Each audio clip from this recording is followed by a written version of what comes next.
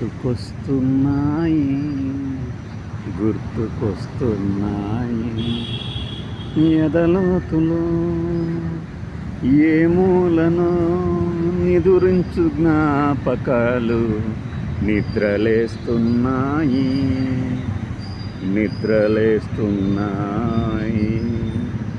సంవత్సరం అయిందనుకుంటా ప్రకాశం జిల్లా బ్యారేజ్ ప్రకాశం బ్యారేజ్కి సంబంధించి పెద్ద ప్రమాదం. బ్యారేజ్నే లేపేసే కుట్ర చేశారు ఈ దుష్ట దుర్మార్గ వైకాపా మూకలు. అందుకే బుడమేరు వరదని ఆధారంగా చేసుకొని విజయవాడనే ముంచెత్తే పెద్ద ప్రణాళికే రచించారు అని హోంమంత్రి గారితో సహా అందరూ వాపోయారు.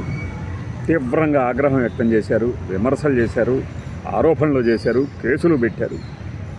ఆ బోట్లు ఎవరివి, ఎలా కొట్టుకొచ్చాయి అని చెప్పేసి పెద్ద ఎంక్వైరీలు కూడా చేశాయి మీడియా ఛానల్స్.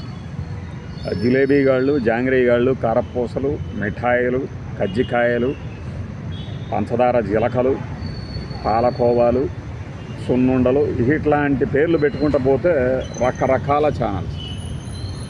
ఇంకా దబ్బనంగాళ్ళు, వీళ్ళ చేసిన ఓవర్ యాక్షన్ అంతా ఇంత కాదు. అరే బాబు, సంవత్సరం అయింది, ఏమైందిరా కేసు? వేసుకోండి, ఇక్కడ విజువల్ వేసుకోండి మీ మనసుల్లో.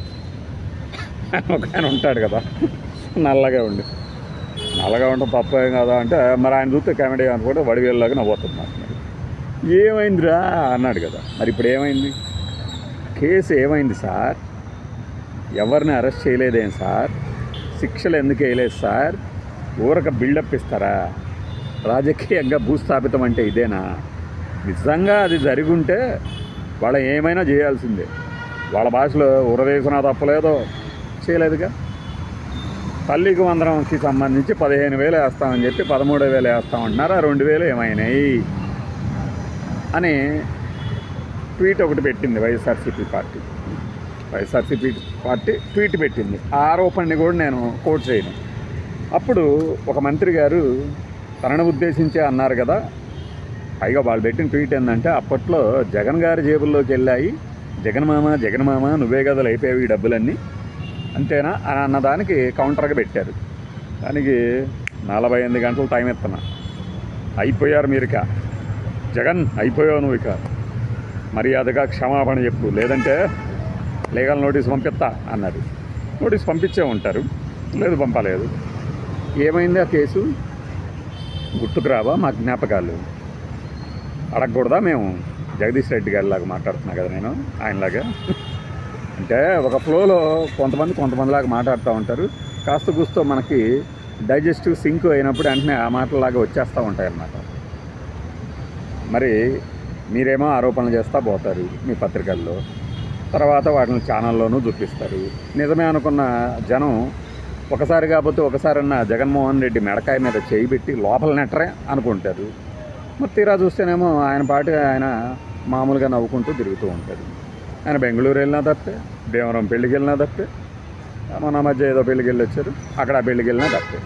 జనం రాకూడదు, చెయ్యి ఒప్పకూడదు, నమస్కారము పెట్టకూడదు. జస్ట్ వీళ్ళలాగా నాకు వస్తుంది అన్నట్టు ఇలా చూపించేసి వెళ్ళిపోవాలన్నమాట.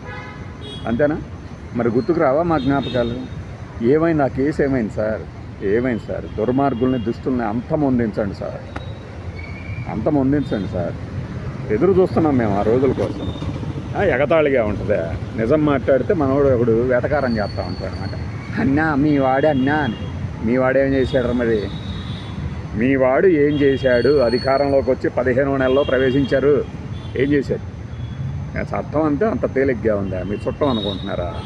అధికారంలో లేనప్పుడు పెట్టిరైపోవడం, తర్వాత ఆరోపణలు చేయడం, తర్వాత తప్పించుకొని తిరగటమా? ప్రెస్ మీట్లు పెట్టేసేసి అదే పనిగా ఆంబోతుల్లాగా మాట్లాడేసేయటమైనా? ఏదైనా ఆరోపణలు చేయటం కాదు, నిరూపించాలి. రిమాండ్కి పంపిస్తే సాక్ష్యాధారాలు ఉన్నట్టేనట. మరి అక్టోబర్లో పెట్టిన అప్పుడు 23 కేసు కూడా ఆధారాలు ఉంటేనే జడ్జి గారు పంపించారు అనుకోవాలా? సెన్స్ ఉండాలి మాట్లాడే ముందు. బాయ్.